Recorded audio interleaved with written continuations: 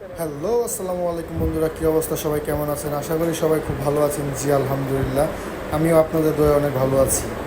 তো আজকে আমরা কোথায় যাচ্ছি? হয়তো বা ভিডিওর থাম্বনেল দেখে বুঝে গেছেন আজকে আমরা মাওতে যাচ্ছি। হ্যাঁ বন্ধুরা, আসলে আজকে আমরা মাওতে যাচ্ছি ইলিশ খাইতে। তো আজকে হঠাৎ করে প্ল্যান করলাম। তো আমরা যাচ্ছি টোটাল দুইটা বাইকে আমরা চারজন। তো আজকে আমরা মাওয়া যাব আপনার ফেরিঘাট হয়ে, মদনপুর হয়ে, যাত্রাবাড়ি ফ্লাইওভার দিয়ে আমরা সোজা চলে যাব মাওয়াতে। তো আমরা বন্ধুরা দেখতে দেখতে চলে আসলাম ফেরিঘাট। আর ফেরি থেকে মেঘনা নদীর যে দৃশ্যটা, ওই দৃশ্যটা আপনাদেরকে অবশ্যই দেখাবো। তার আগে ফেরির ভাড়া দিয়ে নিই।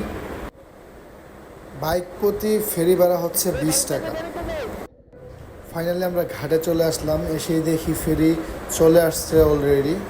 তো আগে গাড়িগুলোকে নামতে দিতে হবে, দেন তারপর যখন খালি হবে তারপর আমরা উপরে যাব। হ্যাঁ, গাড়িগুলো নামা হয়ে গেছে, এখন আমরা আস্তে আস্তে সবাই ফেরিতে উঠব। আর বন্ধু, সব থেকে বড় কথা হলো ফেরি থেকে মেঘনা নদীর যে একটা ভিউ, মাথা নষ্ট একটা ভিউ। অবশ্যই আপনাদেরকে দেখাবো। আমি গাড়িটাকে সাইড করে রেখে নিই, দেন হচ্ছিল আপনাদেরকে ভিউগুলো দেখাবো।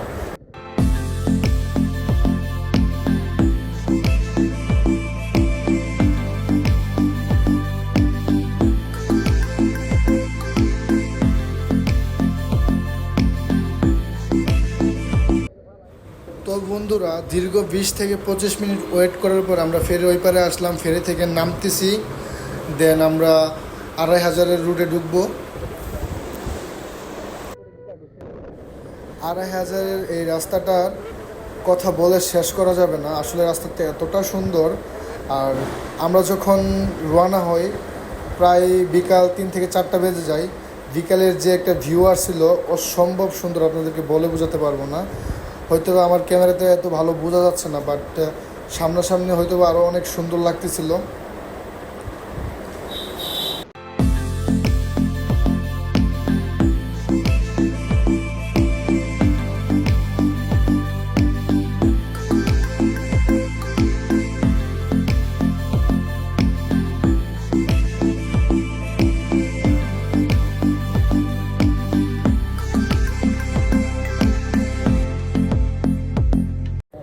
তো বন্ধুরা, দেখতে দেখতে চলে আসলাম আমরা মদনপুরে।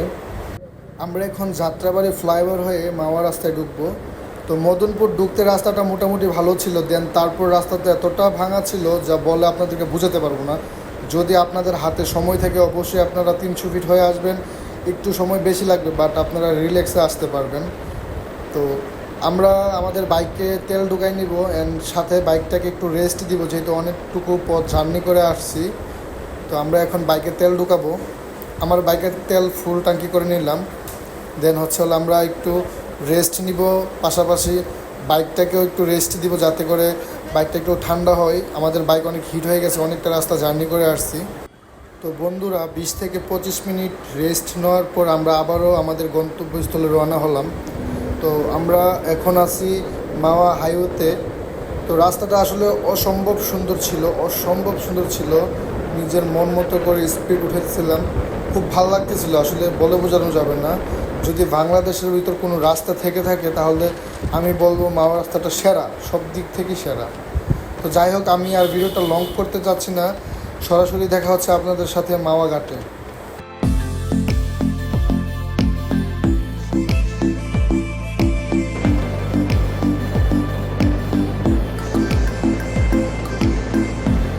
তো বন্ধুরা, দেখতে দেখতে চলে আসলাম আমরা মাওয়া ঘাটে। কিন্তু এখানে এসে আমাদের সাথে এমনটা হবে আমরা ভাবতে পারি নাই।